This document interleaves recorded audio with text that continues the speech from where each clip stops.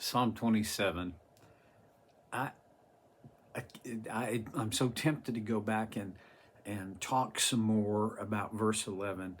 I'm going to, but not the part that we talked about yesterday. Teach me how to live, O Lord. What a great prayer. Yeah, I am going to talk a little more about it. One of the reasons I think it's a great prayer, I especially want to, let's think about it rather, in terms of the influence of our lives. You're an adult, and there are people who are looking up to you, no matter what. You don't get that as a choice. I've talked about it before, but you have influence on people. Your example touches other people's lives. There's many reasons for living life according to God's design, for wanting God to teach you how to live. The first reason I can think of is that's God designed life. He really knows how it's supposed to work. And when I work it the way He has designed it to work, it works, right? I heard one time a guy say, success is figuring out the way things work and getting on the working side of things. And that's kind of what David is that's his prayer. God, show me how things work and then help me get on the working side of them. Okay, so, but here's another reason. It goes back to the influence factor. People are watching you. Younger people are watching you. I don't think of myself as this, I am the envy of all who see me and my life is so good. Others want to. No. But I got 4 grandkids and they watch me. They listen to me. Actually, sometimes they don't really listen to me, but they hear me. I want to leave an impression on them. I kind of want to do the Deuteronomy 6 things. Impress them on your children. There are people younger than me, some a few years, some many years younger than me, who I have this honor of speaking into their lives. I want to live my life well, according to God's design, to find the working side of things and then get on the working side.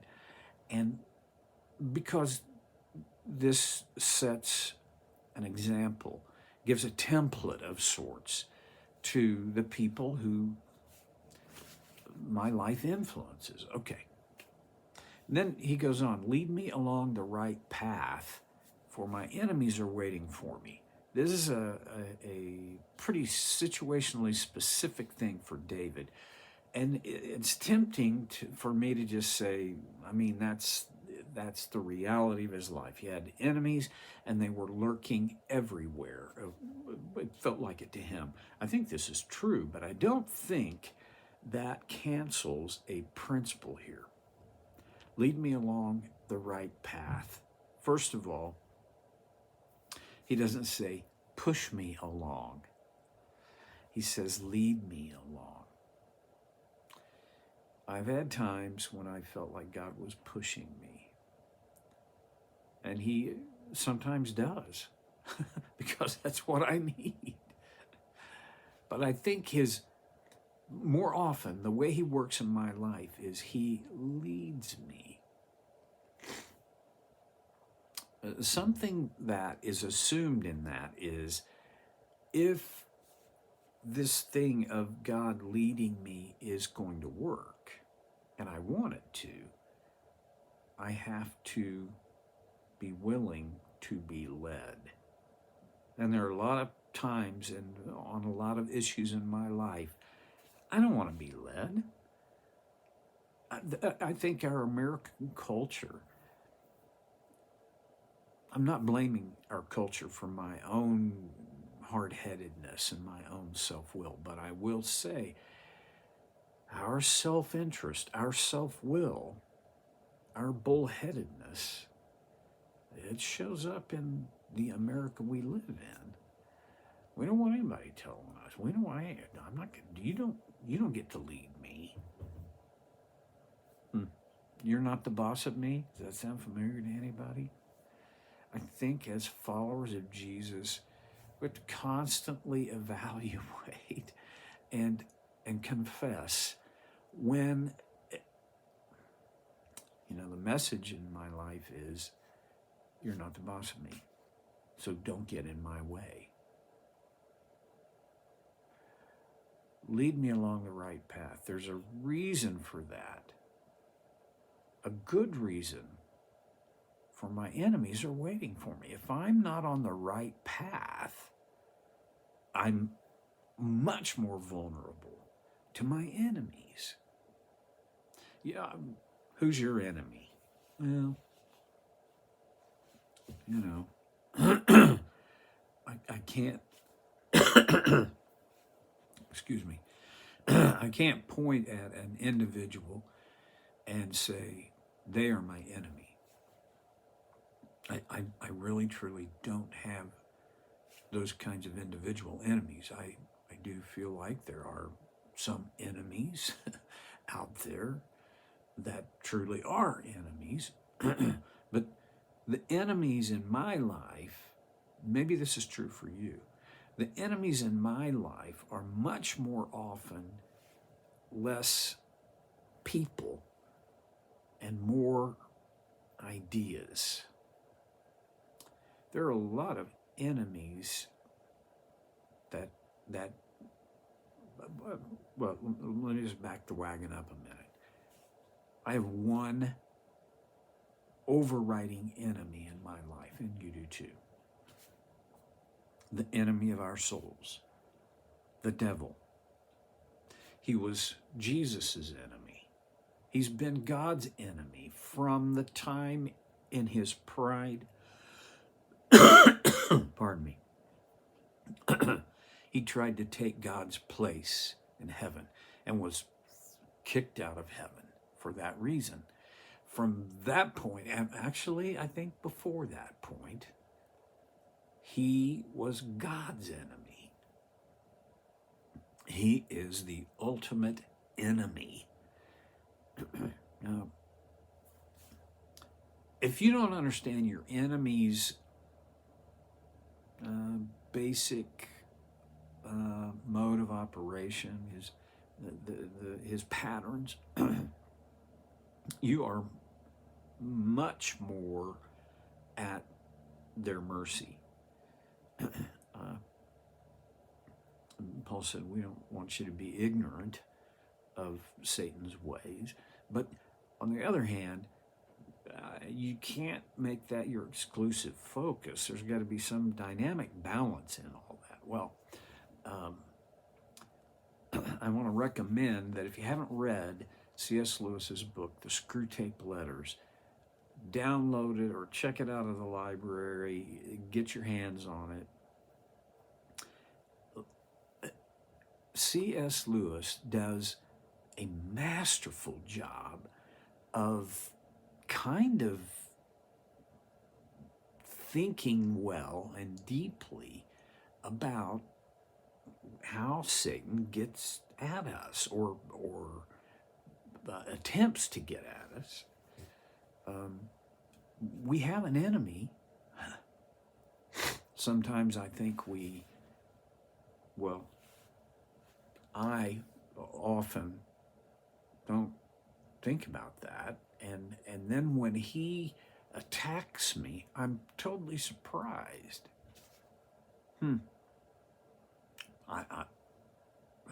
The nature of our enemy is that he is never not seeking a way to not just hurt us, but to devour us. But Peter writes about that.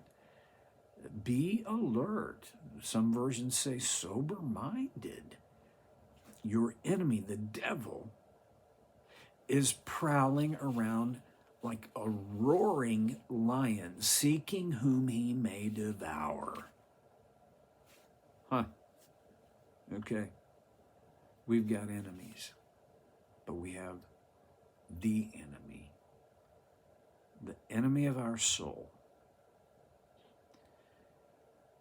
When I am asking God to lead me along the right path, by being on the right path and being led by the one who knows the right path, I'm putting myself where I am less vulnerable to the attempts and attacks of my enemy.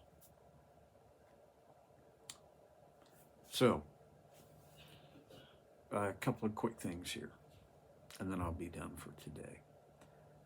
First of all, evaluate, look into your most, probably, let's say the last couple of weeks of your life. Do a review looking for what kinds of things made me most vulnerable to my enemy's attack, and really walk that back one more level to ask the question, where did I fall? Where did I succumb to temptation? Where does the pattern emerge of the specific and general kinds of temptations that Satan seems to be able to get to me with, okay? Where are they? Become alert to those things.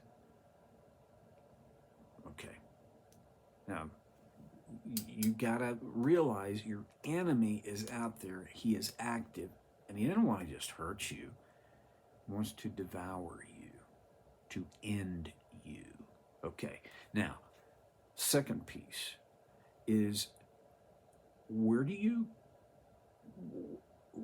go to discover God's path, the right path, how to live? I want to suggest, again, this is me suggesting, so one of the source for discovering the right path, learning how to live, is the Bible, for crying out loud.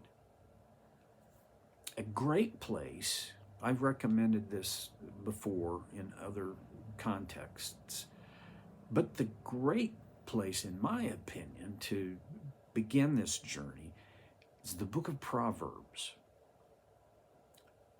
You probably remember me talking about the Proverbs Project. Lots of months have 31 days. Well, the book of Proverbs has 31 chapters. So wherever you are in a month, take to that date on the calendar and read the corresponding chapter in Proverbs. And in a month's time, you'll read through Proverbs. It's full of wisdom, things to avoid and things to pursue. None of us are bright enough to be able to just kind of make it up as we go along. But so many of us do that. Don't do that. Teach me how to live, O Lord.